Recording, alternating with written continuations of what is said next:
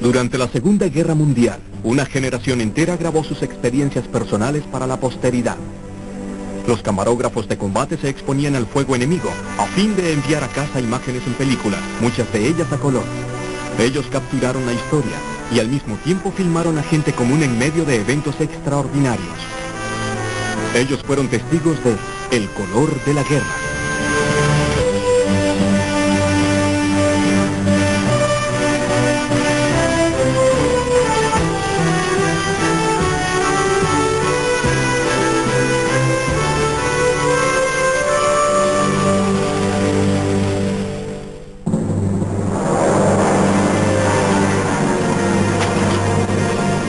Para el momento en que los Estados Unidos fueron impulsados a entrar en la Segunda Guerra Mundial en diciembre de 1941, Europa había sido desgarrada por la guerra durante más de 2 años. En el este las fuerzas de Hitler barrían con Rusia, mientras que en el oeste Gran Bretaña resistía en solitario, herida pero de pie, desafiando valientemente la negra marea del fascismo que había devorado al resto de Europa.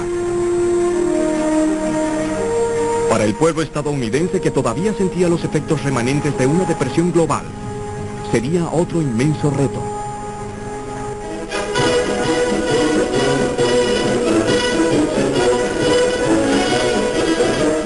Men, join a career. Enlist in the United States Marines and get action. Help build the victory now, for yourself, for your home, for this land we love. There's a Marine recruiting station in every corner of the country.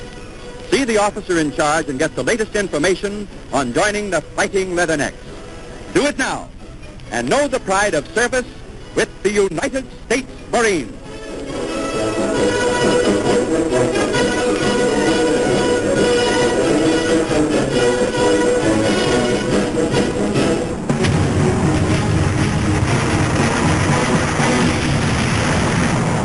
Del lado de los aliados, los pequeños grupos de soldados profesionales que iniciaron la guerra serían pronto reemplazados por enormes contingentes formados principalmente por reclutas, civiles arrojados a la brecha, la mayoría de ellos después de escasos 3 meses de entrenamiento.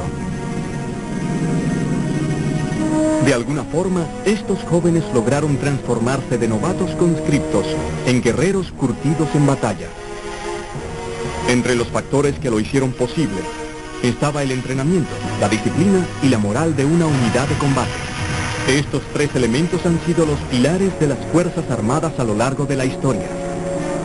Sin ellos, ninguna Fuerza Armada, sin importar qué tan poderosa sea en armas o equipos, podía aspirar a ser efectiva.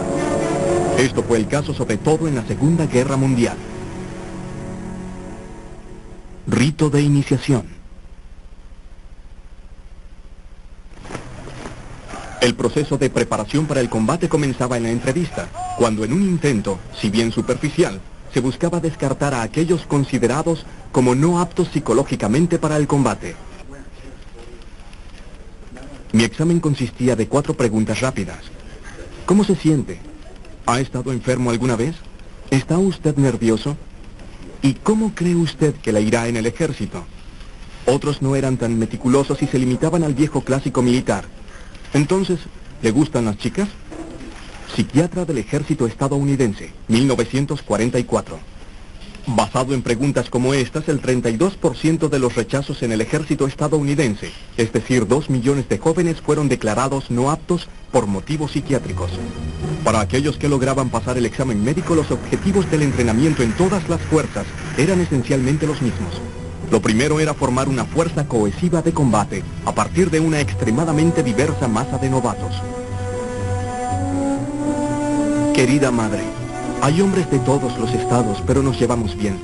La mayoría son buenos, pero como en cualquier grupo, hay algunos que no. Tenemos a un verdadero montañés de Kentucky en nuestra división. Es un gran bromista, de los más ingeniosos que he conocido. Tenemos uno que fue a Yale 2 años, Harold Odom. En 1940 había 170.000 efectivos en el ejército estadounidense. 3 años más tarde había 7.2 millones. El recluta promedio tenía 26 años, pesaba 65 kilogramos y medía 1.67 de altura. Después de 13 semanas y media de entrenamiento básico, había ganado 3 kilogramos y añadido al menos 3 centímetros a su pecho. Más de la mitad de ellos no se habían graduado de secundaria. Solo el 10% tenía alguna educación universitaria. Al haber crecido durante la depresión, muchos de ellos tendrían por primera vez consultas médicas y odontológicas periódicas al estar en las Fuerzas Armadas. Querido tío Bill y familia, bueno, recibimos nuestras 2 últimas vacunas el viernes y vaya si me tumbaron. Teníamos salida el lunes siguiente, pero el domingo en la noche me enviaron a la enfermería por una infección. Y aquí estoy en cama como una uva, pero no saldré hasta que comprueben 3 veces seguidas que no tengo fiebre. William Reed Swing. Aún más importante que construir un cuerpo fuerte era condicionar al recluta a obedecer órdenes, rápidamente y sin objeción. Para conseguir esto era necesario que el civil se deshiciera de ideas preconcebidas acerca de sus derechos individuales. William Manchester, quien sobrevivió a la guerra para convertirse en un distinguido escritor, recuerda la experiencia. El cuerpo comienza su trabajo de construir hombres al destruir la identidad que traían consigo. Se rapa sus cabezas, se les asignan números. Su sargento instructor es su Dios y él los trata con absoluto desprecio. Sargento William Manchester, Infantería de Marina estadounidense. Para jóvenes criados en una sociedad democrática, el unirse a las Fuerzas Armadas era casi como ser súbitamente transportados a un universo diferente, en donde los sentimientos y pensamientos individuales eran totalmente irrelevantes. Era un universo de oficiales, órdenes y regulaciones sin fin. El ejército estadounidense, así como el británico, también trataban de exponer a sus reclutas a simulacros visuales y sonoros de combate real. El ejército estadounidense lo llamaba vacuna de batalla. Subíamos la colina jadeando con los tímpanos que estallaban y los corazones desbocados para atravesar con bayonetas sacos de paja. Arrastrarnos por un sinfín de barricadas con los instructores arrojándonos granadas falsas. Atravesamos alambradas con las uñas, mientras disparan ametralladoras a medio metro sobre las cabezas. Teniente A. Wilson. Aunque lejos de ser una experiencia real de combate, los simulacros podían ser extremadamente peligrosos. Un hecho que se les recordaba constantemente a los reclutas.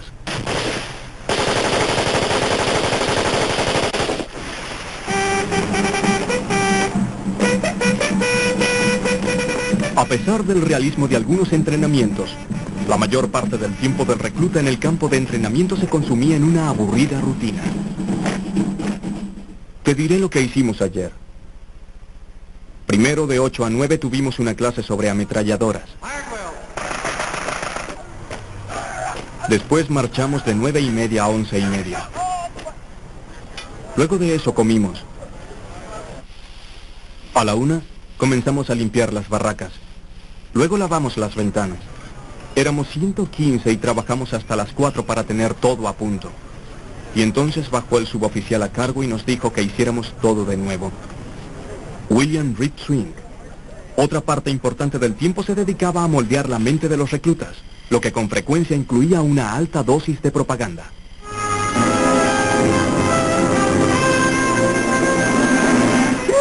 We shall never completely understand the Japanese mind, but then they don't understand ours either. Otherwise, there would never have been a Pearl Harbor. But we must try to understand Japan because we have become locked in the closest of all relationships, war. Ahora bien, sin importar lo absurdo que parecieran algunas de las actividades de entrenamiento, todas ellas estaban dirigidas a un objetivo muy específico. El soldado James Jones, quien fuera un famoso novelista después de la guerra, escribió al respecto. Todo lo que el soldado civil aprendía y le era enseñado desde el momento de su incorporación era un cuidadoso paso más en el camino hacia la aceptación de su muerte. El entrenamiento, la disciplina, la humillación diaria, todo estaba dirigido a fortalecer la conciencia de que un soldado es una herramienta de la sociedad a la que sirve. Es tan desechable como el barco, los tanques, cañones y municiones que él mismo utiliza. Esos son los términos del contrato que ha aceptado. o más bien, que el gobierno ha sentenciado que debe firmar. James Jones. Era un contrato que fue cumplido con sangre y valentía en frentes de batalla en todo el mundo. Pero su cláusula más exigente llegó muy temprano, cuando el soldado experimentaba por vez primera el terrible impacto del combate.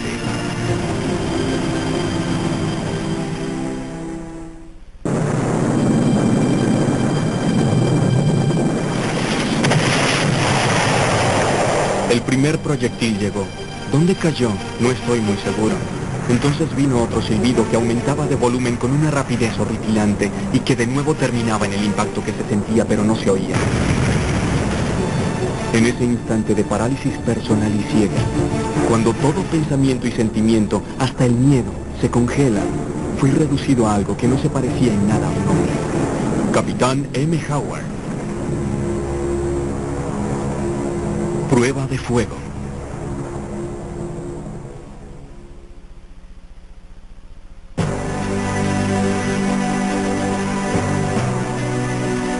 As I'm standing at the rail watching these boys, they go over the side, down a rope ladder.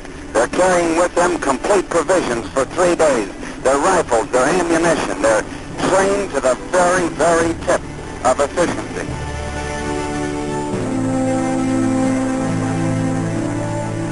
They're smiling, they're happy. Every one of them knows he's coming back. And I'm sure we all hope they do. Sin importar lo bien que una unidad estuviese entrenada, nada podía prepararlos para su primera experiencia de combate real. Ninguna cantidad de vacunas de batalla podía inmunizarlos contra el profundo miedo que surgía cuando la muerte era una posibilidad real.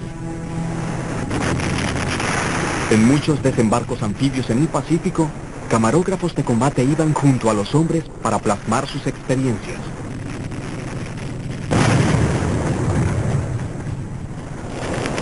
Undoubtedly hear this gunfire going on all around us now. We are now inside the screen of warships. There's no more warships between us and the beach. La mayoría de los soldados en la Segunda Guerra Mundial se comportaron con una fortaleza extraordinaria durante sus primeros momentos en combate. No obstante, hubo en ambos bandos muchos casos de pánico en presencia del enemigo. Usualmente las unidades involucradas en esos incidentes eran las recién llegadas al frente y a menudo en su primera batalla real.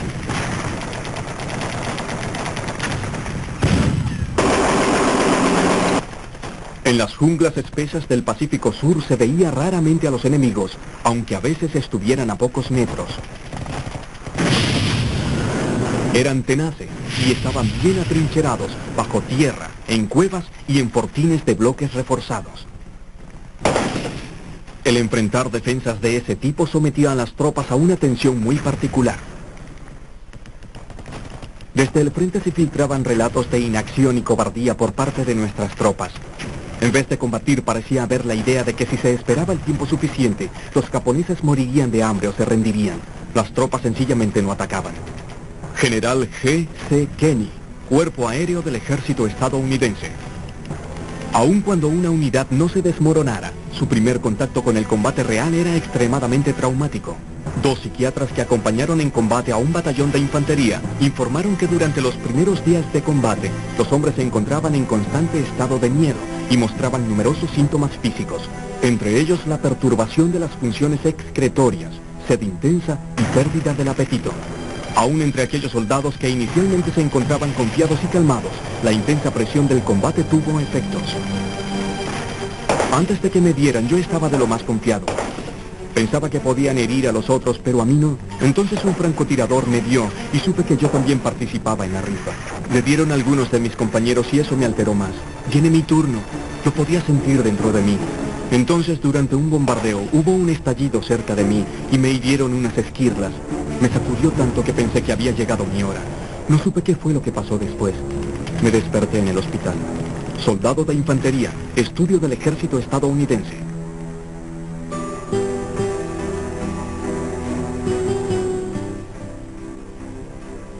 Did you see the boys go in and get those pillboxes? Oh, yeah. What do you say that took, huh? They took a hell of a beating. They did?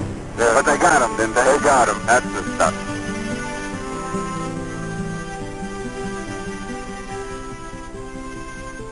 That pillbox that opened up on you, was it wiped out shortly afterward? Or? Yeah, my boys cleaned it out. It was an awful mess when they got through.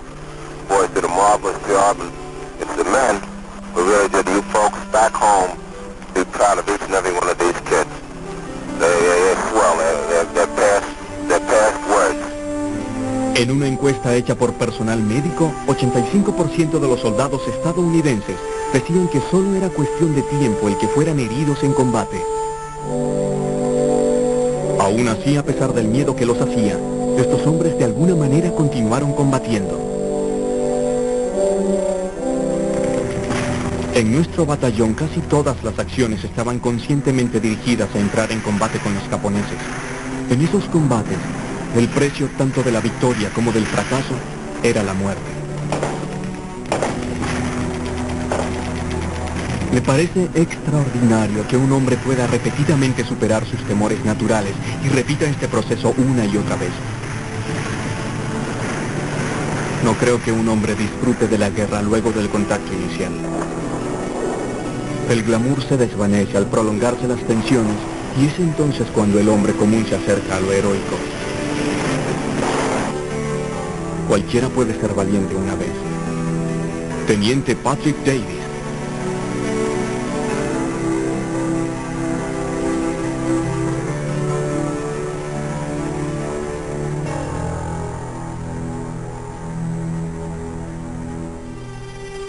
Este fatalismo desesperanzado estaba presente también en los oficiales que comandaban a esos hombres. Un teniente británico expresaba sentimientos comunes a soldados de todas las naciones, cuando escribió acerca de uno de sus mejores amigos, recientemente muerto en acción. Algún idiota escribió en un diario: él no conocía el miedo. Escritor tonto y estúpido, por supuesto que lo conocía. Sabía sobreponerse a él, eso es todo. Sabía apartar al miedo con los brazos de la voluntad. Pero él siempre se fortalece y los músculos de los brazos de la voluntad comienzan a doler. No pueden apartarlo por siempre. La lucha se hace cada vez más dura. Él no conocía el miedo. ¿Creen acaso ellos que lo están honrando al decir eso? ¿No pueden esos idiotas ver que no se trata de no conocer el miedo, sino que él lo conocía? Teniente Fred Mazzalani.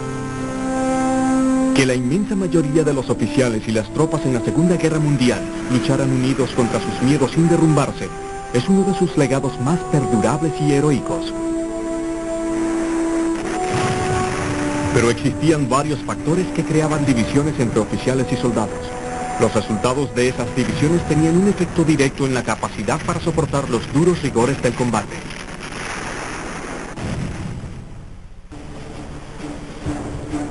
La disciplina es el entrenamiento que moldea, fortalece y perfecciona el control ejercido sobre una organización militar. La disciplina se alcanza con la imposición de la obediencia a las órdenes. Mientras más rápido y dispuesto obedezca un hombre, más perfecta será la disciplina de su unidad y más efectiva su contribución al trabajo en equipo. Manual de oficiales. Disciplina. Divididos para conquistar. Now I'm going to call the roll. I want you to answer up here. Sergeant Rawson? Fisher. El pilar principal de cualquier fuerza armada es la disciplina, la obediencia inobjetada de las órdenes de los superiores. Sin ella hay poca probabilidad de persuadir a las tropas de aceptar estoicamente todos los horrores de la guerra moderna. Pero en combate, esta obediencia automática no basta para mantener la capacidad combativa de una unidad. Otros factores menos tangibles entran en juego. Factores que se derivan de las relaciones entre los oficiales y sus tropas.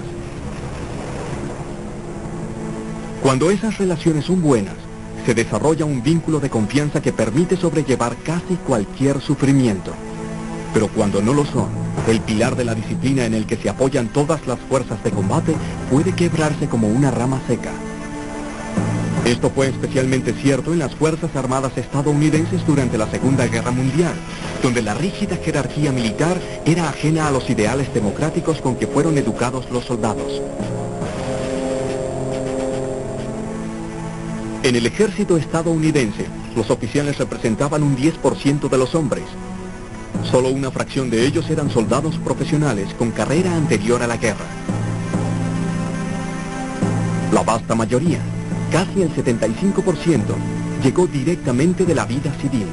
En ese aspecto no eran diferentes a los hombres que comandaban, aunque usualmente tenían mejores estudios.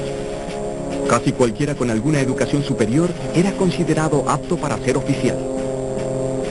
Aunque los oficiales y las tropas provenían principalmente del mismo grupo de hombres, la premisa básica del cuerpo de oficiales era una rígida diferencia entre los comandantes y los rangos subalternos. Esta separación era vista como algo fundamental para crear un aura de autoridad alrededor del oficial. Simbólicamente, los oficiales portaban las insignias sobre los hombros, representando la carga de responsabilidad colocada allí por su posición. Las tropas, por otra parte, llevaban sus barras sobre los brazos, simbolizando los músculos que en efecto portaban las armas. Esta división comenzaba en el entrenamiento, cuando los candidatos a oficiales de todas las fuerzas eran llevados a instalaciones especiales. Aquí se les enseñaba no solo a recibir órdenes, sino también a darlas. En vez de carreras de obstáculos y entrenamiento en armas, ellos estudiaban manuales de entrenamiento de oficiales y hacían ejercicios de preparación para las exigencias mentales de su rango. Los candidatos a oficiales eran sacados de entre los reclutas en el transcurso o poco tiempo después del entrenamiento básico y enviados a cursos de 3 meses orientados a enseñarles cómo dirigir tropas en combate.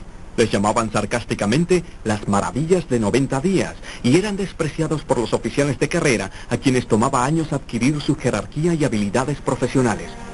También había resentimiento hacia ellos en las tropas, quienes no veían la razón por la que alguien con algunos meses de entrenamiento adicional les diese órdenes a ellos que pudiesen poner en riesgo sus vidas.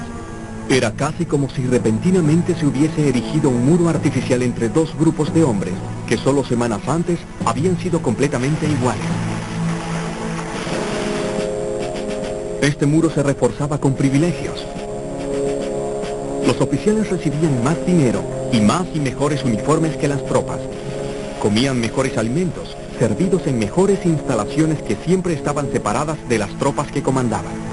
Tenían sus propios clubes donde se permitían licores fuertes, mientras que a las tropas se les limitaba a una cerveza especial que solo tenía 3.2 grados de alcohol, la mitad de la cerveza normal.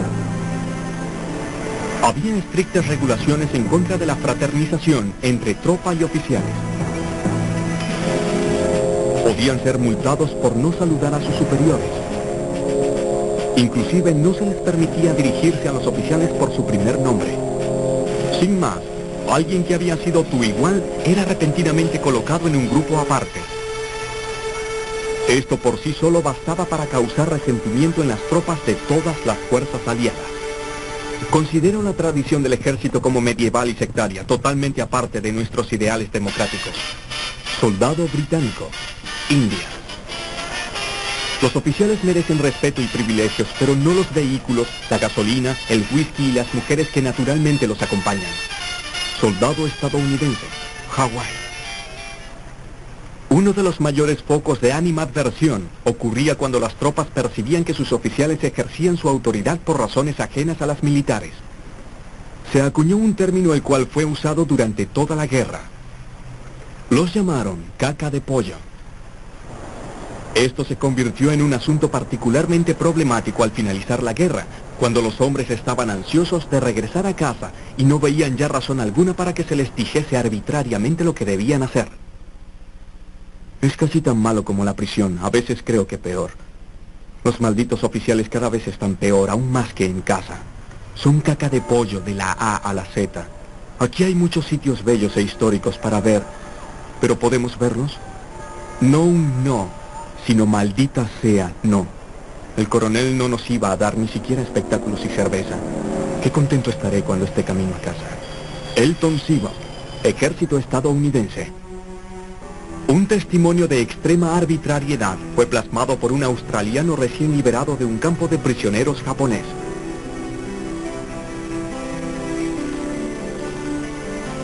Con ira conocimos de una nueva orden, que los ex prisioneros deben saludar a todos los oficiales japoneses, Nadie que no haya presenciado las incontables y crueles humillaciones infligidas por los japoneses a los prisioneros puede apreciar la rabia y el disgusto que esta orden nos produce.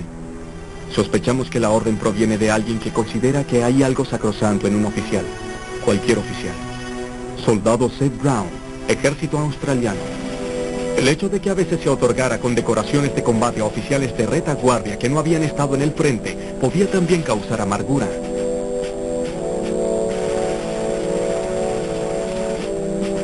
Él no ha visto ni un solo día de combate activo y dudo que haya estado ni siquiera a tiro de armas ligeras o fuego de mortero alemán.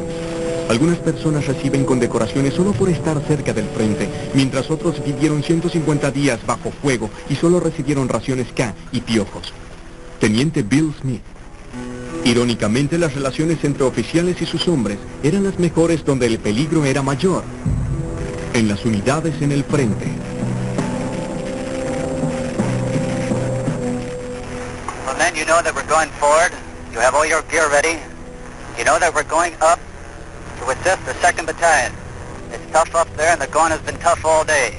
How about the artillery? They've been throwing quite a bit of that in there? They've been throwing everything in there. Everything, every conceivable weapon the Japs have, they've been using in there. Okay, man. Good luck, man. Thank you. El compartir peligros en combate a menudo creaba fuertes lazos entre oficiales y tropas. Combatían un enemigo común, comían la misma comida y luchaban desde la misma trinchera. Sencillamente no había lugar para las diferencias artificiales que existían en las unidades en la retaguardia. Mirando a mis hombres, a veces me preguntaba cuáles eran mis lazos con ellos.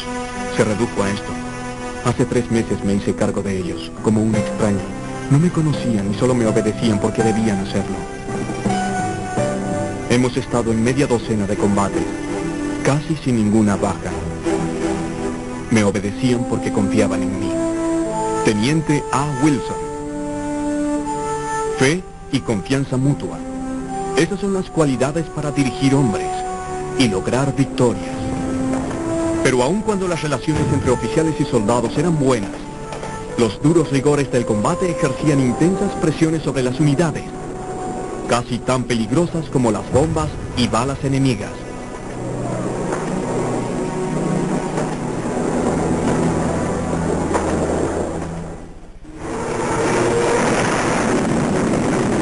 La lucha por sobrevivir continuaba cada fatigoso día, cada aterrorizante noche. La guerra era un mundo infernal de horror, del que escapar era cada vez menos probable a medida que aumentaban las bajas y el conflicto se extendía más y más. El paso del tiempo no tenía significado, la vida no tenía significado.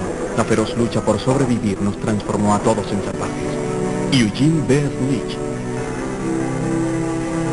Hombres fuera de lo normal. La experiencia del combate ponía a prueba mucho más que la valentía de un soldado. Mientras más se prolongaba el sufrimiento, mayor era la presión. Su espíritu personal estaba tan a prueba como en peligro su cuerpo. Debía enfrentarse a fuerzas titánicas fuera de su control y entrar a un mundo de pesadilla donde la línea entre la cordura y la locura se hacía cada vez más borrosa.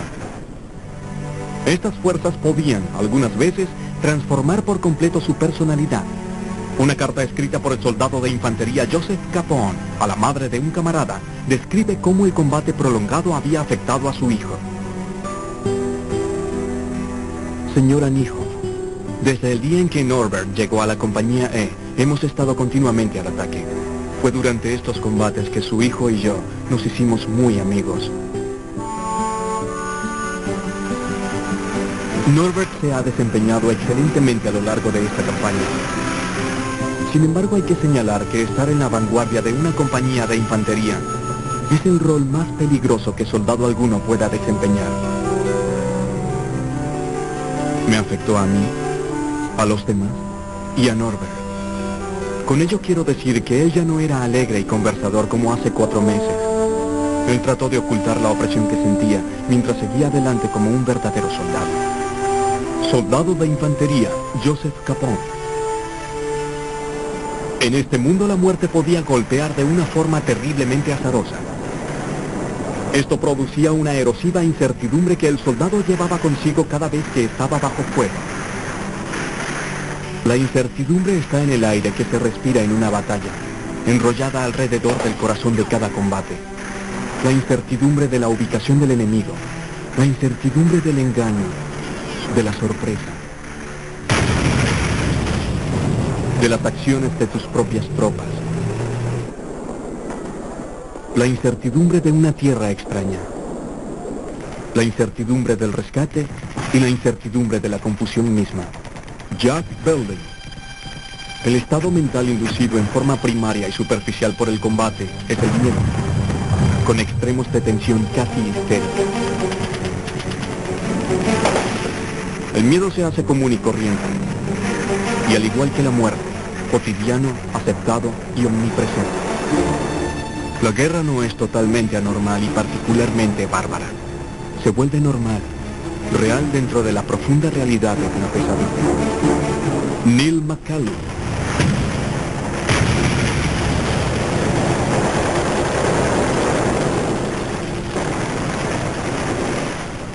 Fue en estos momentos de sensibilidad embotada en los que el condicionamiento en obediencia ciega a las órdenes dadas a los soldados probó su utilidad, al menos en términos militares. Al estar en peligro mortal, muchos soldados entran en una condición de aturdimiento en la cual se pierde toda lucidez de conciencia. En este estado pueden funcionar como células de un organismo militar, haciendo lo que se espera de ellos, porque se ha hecho automático. Es sorprendente la cantidad de acciones bélicas que pueden ser ejecutadas por hombres que actúan como autómatas, comportándose tan mecánicamente como las máquinas que ellos operan. J. Glenn Gray, psiquiatra del ejército estadounidense. Este aturdimiento podía continuar aún después de finalizado el combate. El escritor John Steinbeck, ganador del premio Pulitzer y combatiente en varias batallas de la campaña del Pacífico, describió la condición desde la perspectiva del soldado. Cuando recuerdas las cosas que ocurrieron en el combate, ya empiezan a parecer un sueño. Tratas de recordar cómo era y no lo logras enteramente. Los esquemas en tu memoria son vagos. Al día siguiente la memoria se escapa aún más, hasta que casi no queda nada en absoluto. Los hombres en combate prolongado no son hombres normales, y cuando después parecen ser reservados, es quizás porque no recuerden del todo bien. John Steinbeck. Otros soldados sí recordaban, pero para algunos de ellos el matar se convirtió en una rutina impersonal, un trabajo.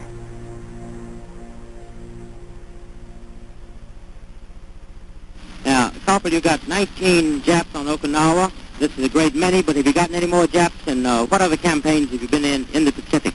Well, I've been on Cape Gloucester. I've got 16 Japs there. I've been on Peleliu. Got about 3 or 4 there. I would say my toughest campaign was on Peleliu. Adding this up quickly, that means 37 Japs. Is that right? 37 in all? Yeah, that's right. Una cosa que el soldado recordaba casi con toda claridad era la imagen de uno de sus camaradas al ser herido o muerto.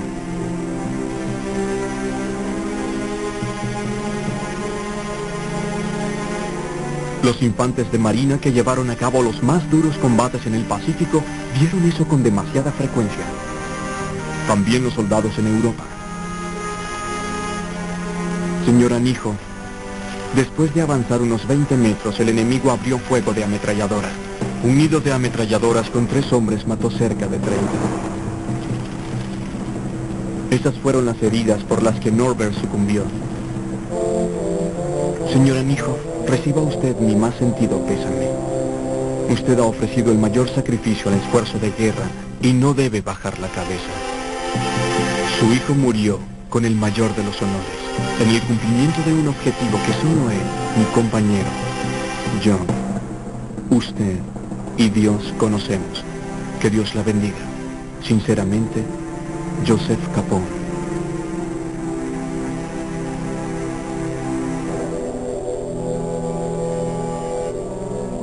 Cuando la baja era un miembro de la familia, los resultados eran aún más devastadores.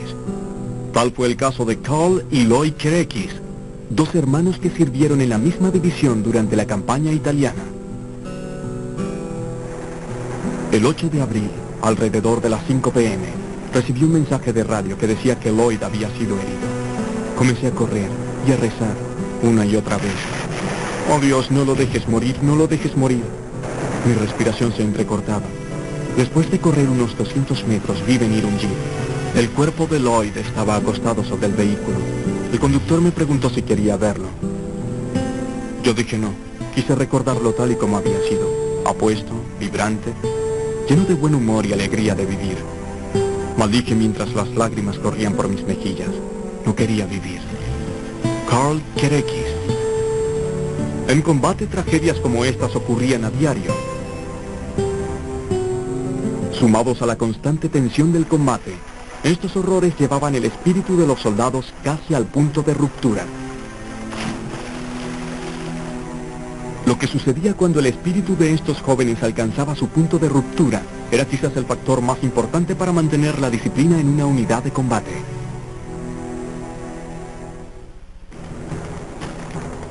Tu piel se siente gruesa e insensible. Hay un sabor salado en tu boca. Un duro y doloroso nudo en tu estómago, donde todavía se encuentra la comida sin digerir. Tus ojos no captan todos los detalles y las agudas siluetas de los objetos se ven un poco borrosas. Todo el mundo parece irreal. John Steinbeck.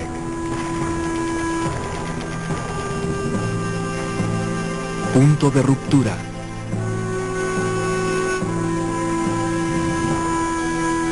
Las palabras de John Steinbeck son una descripción elocuente de lo que le sucedía a un soldado cuando había llegado finalmente al límite de su resistencia.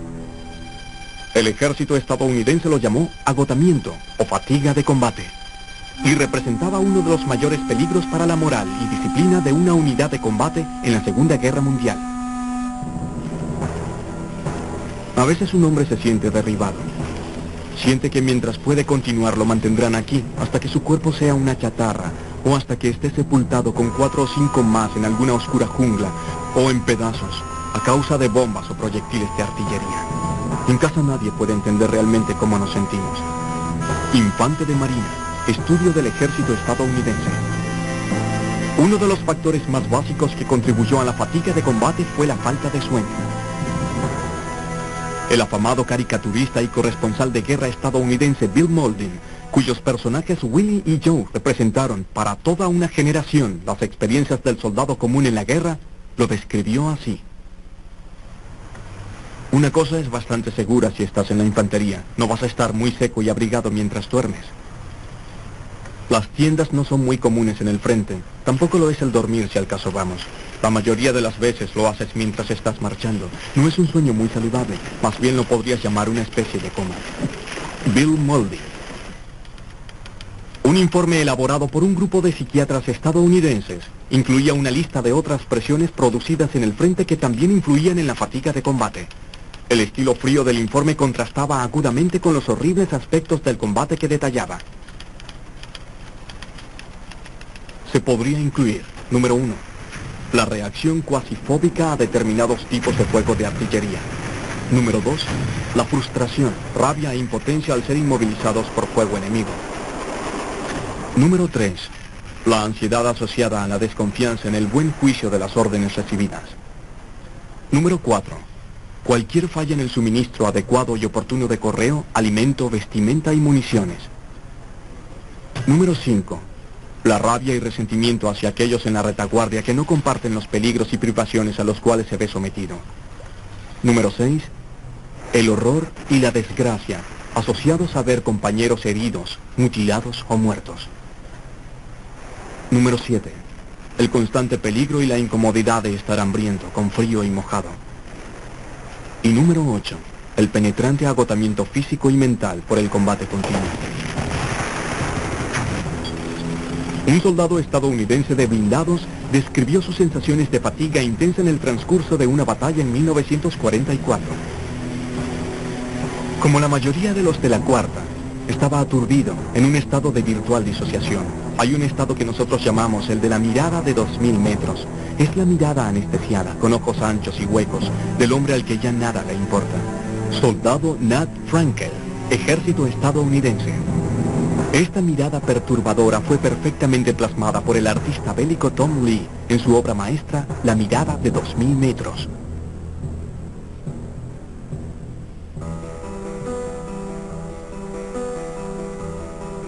El legendario corresponsal Ernie Pyle también vio esta mirada en Italia. Un soldado que ha estado mucho tiempo en el frente tiene una mirada en sus ojos que cualquiera que conozca sobre ella puede reconocer. Es una mirada apagada, ojos que miran sin ver, ojos que ven sin enviar ninguna imagen a la mente. Una mirada de agotamiento, de falta de sueño, de tensión demasiado prolongada, de demasiada fatiga, de miedo que va más allá del miedo, de desdicha al punto de aturdimiento, de indiferencia hacia todo. Es una mirada que me da pavor ver en un hombre. Ernie Pyle. Estas no fueron descripciones de un puñado de casos excepcionales. Era lo que le sucedía en combate continuo a casi todos los soldados de infantería que no fuesen muertos o heridos. Los estadounidenses concluyeron que casi cualquier soldado, si lograba sobrevivir, se derrumbaría en un lapso de 200 a 240 días de combate. Los británicos permitían 400 días de combate, no porque sus soldados fuesen más resistentes, sino por la mayor rotación de sus unidades en el frente. La única razón por la cual las unidades no se desintegraban era por el constante flujo de reemplazos, de modo que en un momento dado, la mayoría de los hombres no había llegado todavía al punto de crisis. Aún así, a pesar del agotamiento, la gran mayoría de los soldados en la Segunda Guerra Mundial continuaron combatiendo. Un oficial del ejército estadounidense en Europa explicó cómo lo logró. Hay solo una forma de enfrentarlo, la fuerza. Debes ser fuerte contigo, con tus hombres y con todo. Nunca flaquear, nunca demostrar que estás asustado. Oficial estadounidense, Europa 1945. Al final fue precisamente esta clase de disciplina la que permitió a los hombres mantener la cordura en medio de la locura de la guerra. La autodisciplina que define el verdadero valor.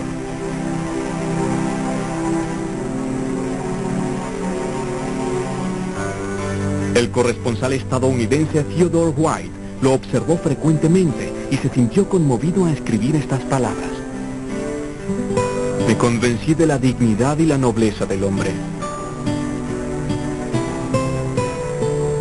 Me convencí para siempre de que el hombre tenía una valentía pura y común cuando luchaba por una causa que consideraba justa. Lo que en ellos era hermoso superaba y hacía trivial todo lo horrible de su drama.